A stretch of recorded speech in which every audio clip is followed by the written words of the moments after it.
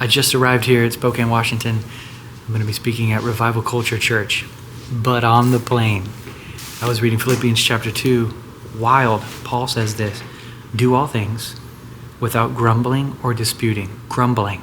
Immediately my mind went to Exodus 15, Exodus 16.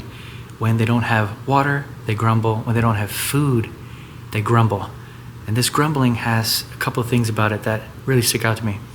One, they say, where are we going to get drink? The first thing about grumbling is it's about us. The second thing is they say, where are we going to eat? This is about gratification.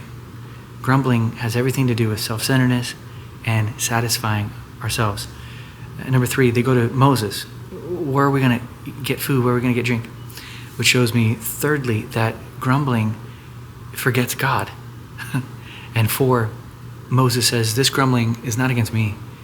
You're grumbling against the Lord. So grumbling has four things about it that really stick out. One, grumbling is all about us. Two, grumbling is all about satisfying ourselves. Three, grumbling has everything to do with forgetting God. And four, grumbling is directly offensive to God. He says here, do all things, everything. That's how you raise your kids. That's how you live with your wife. That's school. That's work. Do all things. Take the trash out without grumbling and complaining. You could look at the opposite here and see that without grumbling, it looks like this: not being about yourself, not being about gratifying yourself, not forgetting God, but remembering God, and lastly, worshiping God instead of offending him. So this was what was on my mind today. Paul brings it down to practical life.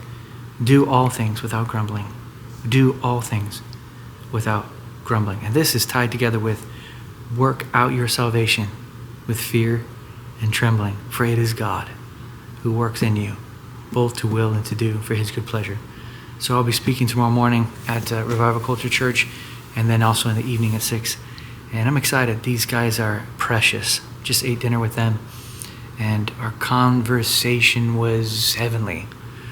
We spoke about the need for Christ to be all and the gospel to be the center, and not to build things around ourselves, but to center the whole of men's minds upon the majesty and glory of the man Christ Jesus and how precious he is and what he deserves. Anyways, so I'll take you guys with me tomorrow.